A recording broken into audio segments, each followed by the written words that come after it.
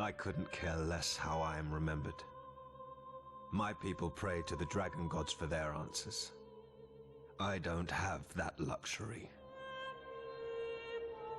I am the Duke of Griffin. I answer to the Empress. But she and her children have been murdered, leaving an empty throne.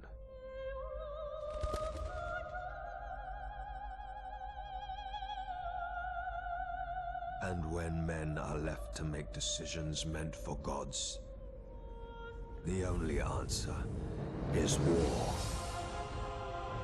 I never wanted a part in this. I could have stepped aside. I may not pray to the dragons, but they made me what I am.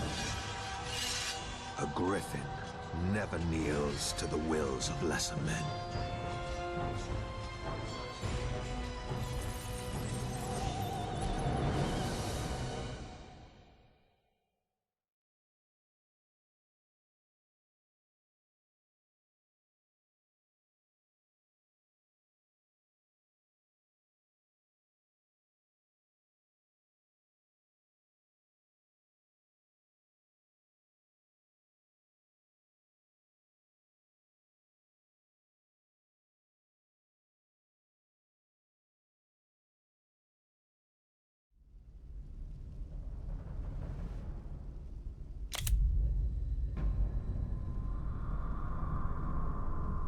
I am tired of war. My subjects suffer and my soldiers heal from meaningless wounds. Our enemy tires as well. Duke Seamus of Stag has offered us a truce. If I kneel to him and call him Emperor, he'll make his daughter my bride and me Archduke of his Eastern Realm. After all he has done, you would be putting a monster on the throne. The Dukes of Griffin do not bow to lesser men. But this proposal shows that our enemies are on the brink of rupture. Seamus offers us half the fruit to save the tree. The time is ripe to cut it down.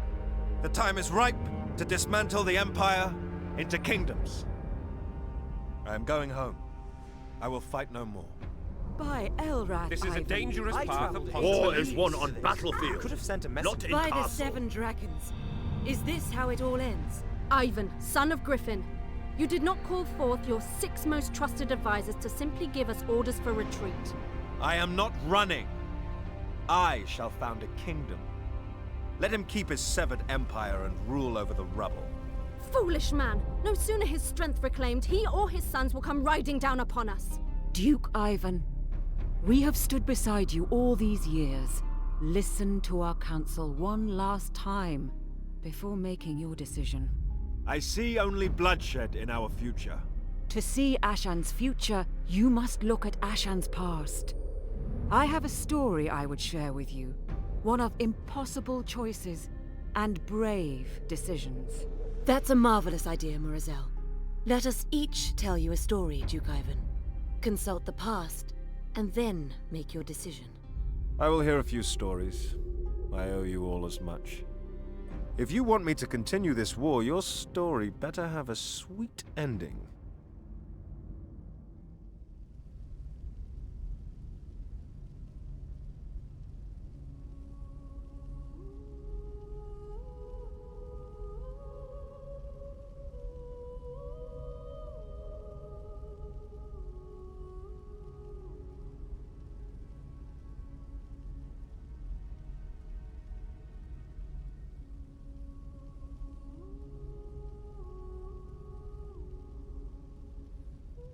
I would tell you a tale of treachery. A story of how knowing and unknowing are 2 deadly daggers.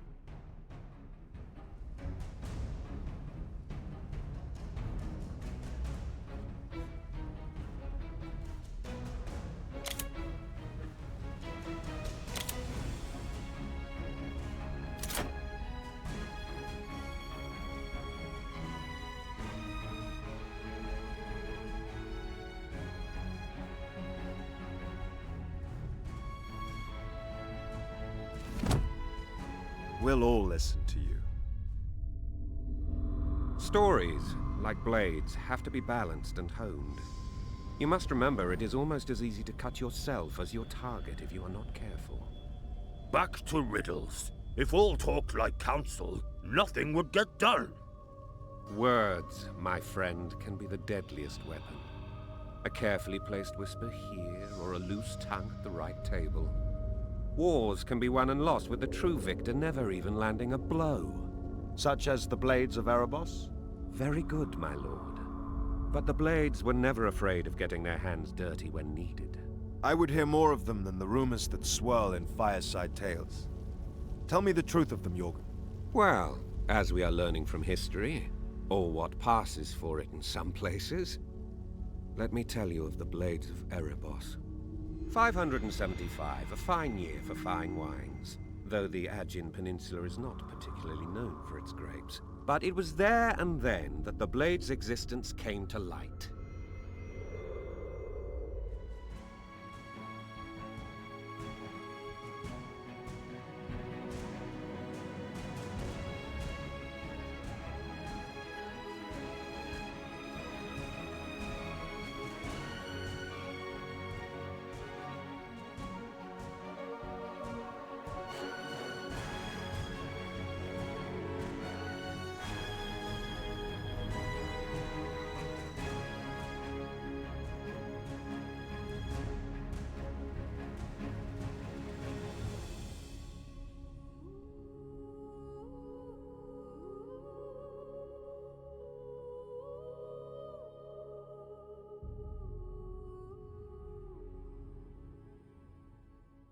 You have all heard of the Twilight Covenant, the end of the Elder Wars after decades of death and destruction.